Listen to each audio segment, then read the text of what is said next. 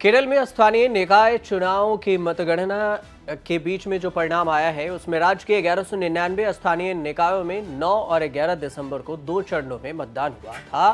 कोल्लम, अलपुझा समेत एर्नाकुलम समेत 7 जिलों और 3 नगर निगमों में 11,000 से अधिक वार्डों में मतगणना के बाद परिणाम आया। दूसरे चरण में 595 स्थानीय निकायों की वोटिंग हुई थी, लेकिन अब तक जो सामने परिणाम आ रहे हैं उसमें एनडीए के लिए एक खुशखबरी साबित नजर आ रही है। यहां पर कांग्रेस की अगुवाई वाली यूनाइटेड डेमोक्रेटिक फ्रंट यूडीएफ ने केरल के स्थानीय निकाय चुनाव में निर्णायक जीत दर्ज की है।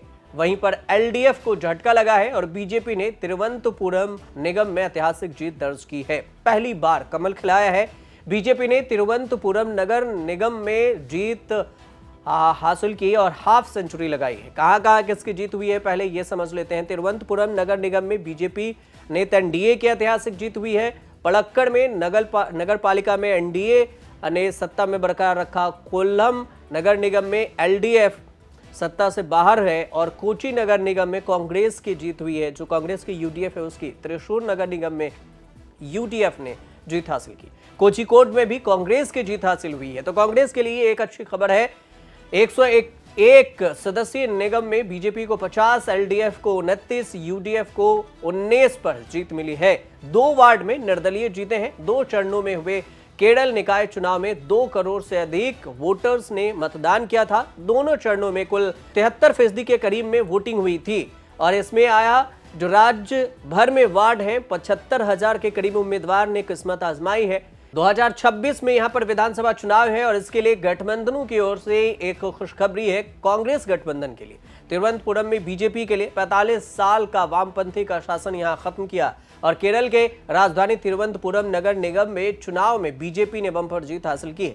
बीजेपी ने शानदार जीत हासिल करते हुए सीपीएम के अगुवाई वाले जो एलडीएफ है उससे नगर निगम छीन लिया है। 45 साल से चल रहे वामपंथी शासन का अंत करके कमल खिला है। यहां पर तिरुवनंतपुरम नगर निगम के 101 वार्डों में से बीजेपी को 50, एलडीएफ को 29, यूडीएफ को 19 और निर्दलीय उम्मीदवारों ने 2 वार्डों में जीत हासिल की है। बीजेपी नगर निगम में महत्वपूर्ण बहुमत से आगे बढ़ी है। मुख्यमंत्री पिनराई विजयन के नेतृत्व वाली जो भाकपा माले सीपीआईएम है उसको नुकसान हुआ है और सत्तारूढ़ जो गठबंधन है उसके लिए एक झटका है। कांग्रेस नेतृत्व वाली जो यूडीएफ है और बीजेपी है इसके लिए एक अच्छी खबर है। सबसे ज्यादा अच्छी खबर कांग्रेस के लिए है, उसके बाद बीजेपी के लिए। केरल के जो एर्नाकुलम जिले हैं यहां पर स्थित मुनब्बम में सबसे ज्यादा वक्फ बोर्ड को लेकर विवाद हुआ था, भूमि विवाद हुआ था और यह सुर्खियों में रहा था। राजनीतिक रूप से एक बड़ा संकेत भी है कि स्थानीय निकाय चुनाव में एनडीए ने एर्नाकुलम की जो ये सीट है यहां पर अपना जीत दर्ज किया है। मुनब्बम में विवाद की जो जड़ है 2019 से जुड़ा हुआ है। केरल वक्फ बोर्ड के 404 एकड़ से ज्यादा वक्फ की जमीन यहां पर घोषित कर दी गई थी और इस जमीन पर करीब 500 परिवार जिसमें अधिकांश ईसाई समुदाय है पीढ़ियां रह रही थी और वक्फ बोर्ड के दावे के बाद इन परिवारों को बेदखले कर दिया गया था। इसके विरोध में मुनब्बम में लड़ाई लड़ी गई थी और 400 दिनों से ज्यादा तक प्रदर्शन हुए थे। हालात ऐसे बने कि सरकार ने इन जमीनों पर लैंड टैक्स लेना शुरू कर दिया था। अब राजनीतिक जानकार ये मानते हैं कि इन चुनाव के अंतिम नतीजों का असर 2026 के में जो विधानसभा चुनाव होने हैं उस पर पड़ सकता है। इससे पहले 2010 और 2015 के स्थानीय निकाय चुनाव में भी जब लेफ्ट गठबंधन के खिलाफ माहौल बना था तो इसका सीधा असर विधानसभा चुनाव पर भी देखने को मिला था। इसका नतीजा ये रहा कि 2011-2016 के विधानसभा चुनाव में विपक्ष ने जीत दर्ज की थी और इन नतीजों से यह भी साफ होता है कि केरल में मुकाबला अब दो तरफा नहीं रहा।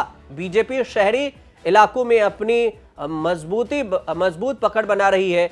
एलडीएफ को आत्ममंथन करने की जरूरत है और आने वाले महीने में गठबंधन और नेतृत्व को लेकर एलडीएफ को बहुत ज्यादा मंथन करना पड़ेगा। यूडीएफ के लिए अच्छी खबर है, जो कांग्रेस गठबंधन की यूडीएफ है उसके लिए। और इसके बीच में एनडीए के लिए भी एक अच्छी खबर है कि एनडीए ने अपने जो पहली बार कमल खिलाया है तिरुवनंतपुरम में, इसकी चर्चा हो रही है। ये जो पूरी जानकारी दी गई है। केरल में विधानसभा चुनाव से पहले एलडीएफ के लिए एक बड़ा झटका है, यूडीएफ के लिए फायदे की बात है। और बीजेपी के लिए एक अच्छी बात है कि यहां पर अपना पैठ बनाने में बीजेपी सफल हुई है। प्रधानमंत्री ने सोशल मीडिया पर पोस्ट कर इसे सराहा भी है, पोस्ट किया है, बधाई दी है अपने कार्यकर्ता को। लेकिन आने वाले समय में देखना होगा कि बीजेपी इस विधानसभा चुनाव में कितना, जो केरल में विधानसभा चुनाव है उसमें कितना अपना वर्चस्व जमा पाती है और कितनी सीटें जीत पाती है, और यूडीएफ कांग्रेस अपने कितना सत्ता में आने में सफल होती है, या फिर एलडीएफ फिर से सत्ता में वापसी करेगी। आने वाले वक्त में ये सब कुछ धीरे धीरे तय होगा। लेकिन फिलहाल जो जानकारी हमने आप तक पहुंचाई है, अगर वो आपको सही लगे तो हमारे चैनल से जुड़िए, सब्सक्राइब कीजिए और देखते रहिए न्यूज़ तक।